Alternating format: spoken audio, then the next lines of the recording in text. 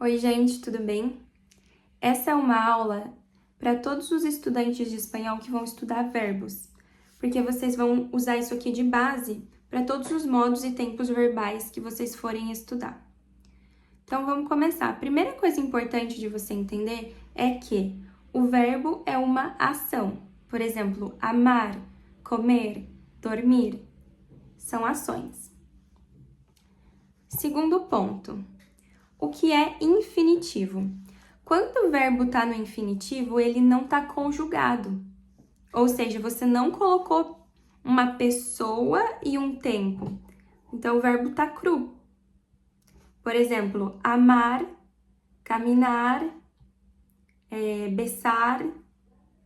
São verbos que estão no infinitivo. Você não disse quem está fazendo e não disse quando, se é passado, presente, futuro. Não, é só o verbo cru. É só a ação crua ali. Isso é muito importante de se entender, tá? As possíveis terminações para os verbos no infinitivo são ar, ou ir. A gente sempre vai separar assim. Lá nas apostilas vocês vão ver que eu sempre separo em ar, e ir. Isso ajuda a gente a organizar o nosso estudo, tá? Deixei alguns aqui, vocês podem parar a tela para dar uma olhadinha, só para vocês terem uma noção sobre isso. Outra coisa importante, em todos os tempos verbais, a gente tem os regulares e os irregulares. Você sabe o que é um verbo regular e o que é um verbo irregular? Você sabe definir quando um verbo é regular e quando é irregular? Se você não sabe, você vai aprender agora. E se você já sabe, é bom você revisar. Primeira coisa, então, a gente vai pegar o verbo ali no infinitivo e vai dividir ele em duas partes, a raiz e a terminação. A raiz é o início do verbo e a terminação é o final do verbo, tá? Então, eu coloquei aqui pra gente comparar o verbo amar. Qual que é a raiz do verbo amar? AM, que é o início do verbo. E a terminação? AR. Tá? Então, quando eu vou fazer a conjugação do verbo amar, aqui eu coloquei ele no presente, tá? Quando eu vou fazer a conjugação, fica yo amo, tu amas, ella ama, nosotros amamos, vosotros amais e ellas amam, por exemplo. O que eu fiz aqui? Eu coloquei pessoas e eu coloquei um tempo, que é, no caso, o presente, né? Conjuguei ele no presente. Quando eu faço a conjugação dele no presente, vocês percebem que em todas as pessoas continua AM na raiz? Yo, tu, ella, todas elas mantêm o AM. Ou seja, a raiz se manteve em todas as pessoas a raiz original do verbo. Só mudou a terminação, né? De acordo com cada pessoa ali. Agora, vamos analisar o verbo pensar. Também está no presente. Então, pensar, qual que é a raiz de pensar? Pens. Quando eu conjugo, fica yo pienso. Então, ganhou uma letra I que não existia. Então, em um, a raiz na raiz original é pens, na conjugação fica piens. Ganhou uma letra I. Então, sempre que ganha uma letra na raiz, sempre que existe alguma modificação na raiz que não tinha ali no verbo original, significa que ele é irregular. E se a raiz se mantém, se não tem nenhuma letra de intrusa ali, nenhuma alteração, aí ele é regular, ok? Então, a raiz que era pens ficou piens, ganhou uma letra I. Por isso, o verbo pensar no presente é irregular, ok? Agora, a gente vai para o terceiro ponto da nossa aula, que é um ponto muito importante. qual que é a ordem que eu vou usar? Qual que é o primeiro tempo verbal que eu devo estudar? Começo pelo futuro, pelo presente, pelo passado, enfim, o que eu faço primeiro? Isso aqui é importantíssimo, tá? Você vai começar pelo pretérito perfeito simples, que muitas vezes é chamado de pretérito indefinido. Esse é um tempo... Desculpa. Esse é um tempo verbal do passado. É por ele que você vai começar. Depois, você vai fazer muito exercício, você vai fazer todos os exercícios da apostila, vai praticar muito, vai criar muita frase. A hora que você sentir assim, eu já sei o que é o pretérito perfeito simples. Isso aqui tá fácil para mim. Aí, você vai para o pretérito imperfeito, que também é um tempo do passado, tá? Vocês vão perceber isso quando forem estudar. Aí você vai fazer um montão de exercícios, vai fazer tudo da apostila, vai treinar muito o pretérito imperfeito.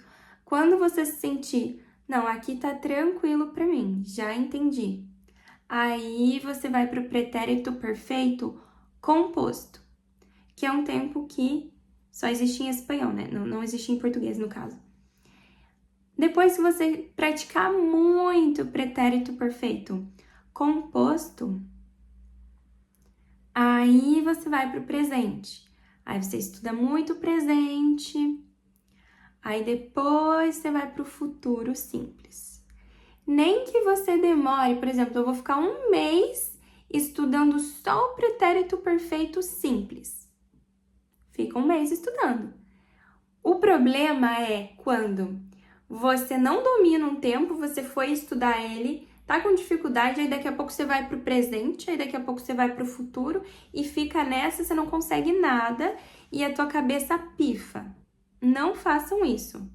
Primeiro um tempo, depois que tá super ok, vai para outro e assim vocês vão indo. Não misturem tempos, isso não dá certo, isso faz a maior confusão e faz com que você não domine nada, tá? Sei lá, se 2 semanas isso para você estudando todos os dias o pretérito perfeito for suficiente, ok. Ou se você já tem uma certa noção, já é algo mais ou menos familiar para você e você sente que consegue ir avançando, vai avançando. Você vai definir o tempo. Se for necessário um mês estudando todos os dias o pretérito perfeito simples, é o seu tempo. Só não vá para um tempo verbal sem dominar o outro. Siga o que tá aqui. É o melhor conselho. Siga exatamente esse cronograma aqui. Você vai ver que vai dar certo. Beleza, depois ali vamos pro número 2, tá? Esses números que eu coloquei em vermelhinho. Agora você vai pro gerúndio e pro particípio, tá? O infinitivo é aquilo lá que eu falei no início do vídeo, que é o verbo cru. Então, não precisa parar de fato para estudar isso aqui. Então, você vai estudar o gerúndio e o particípio. Primeiro estuda o gerúndio, depois que tiver ok no gerúndio, vai para o particípio. Aí, ali o número 3. No número 3, a gente tem os imperativos, tá? Tem o imperativo afirmativo e o imperativo negativo. Também tem que estudar bastante e primeiro estuda o afirmativo, depois o negativo. E só muda de tempo quando você se sentir seguro, quando sentir que já deu, já entendeu, já fez muito exercício. No imperativo, realmente tem que levar muito a sério isso, porque é um tempo que é um pouco, eu considero um pouco denso, assim, de estudar. Quando vocês entram para estudar imperativo, fica um pouco, nossa, talvez muita coisa. Então, primeiro domina o afirmativo, depois você vai pro negativo, tá? E por último, vocês vão estudar o modo subjuntivo. Quem tá estudando o modo subjuntivo sabe que não é um modo iniciante, tá? Quem estuda o modo subjuntivo já tá um pouquinho mais, um nível um pouquinho melhor no espanhol, né? Então, daí você vai estudar o presente e vai estudar o pretérito perfeito subjuntivo, tá? E é isso. Depois que você estudar tudo isso aqui, você ainda vai, talvez, esqueci uma conjugação, esqueci outra. Mas tem sempre que continuar lapidando, fazendo aulas para manter o que você já aprendeu, tá? E talvez vocês já tenham visto que existem outros tempos verbais, não são muitos, mas outros tempos verbais que não estão aqui. E é de propósito. Por quê? Eu coloquei aqui o que eu considero essencial para que você se comunique muito bem em espanhol, tá? Os que não estão aqui são tempos que ou são muito avançados, ou que não são tempos que se usam tanto normalmente, ou tempos que são muito poéticos, assim, então eu não vejo sentido em aprender agora. Eu acho que eu veria isso lá quando estivesse muito avançado, assim, por alguma razão muito específica. Então, faz isso aqui, tá? Estuda nessa ordem exata que eu coloquei aqui. Faz muito exercício, que vocês vão ver que isso aqui é o que vocês precisam para se comunicar bem em espanhol, certo?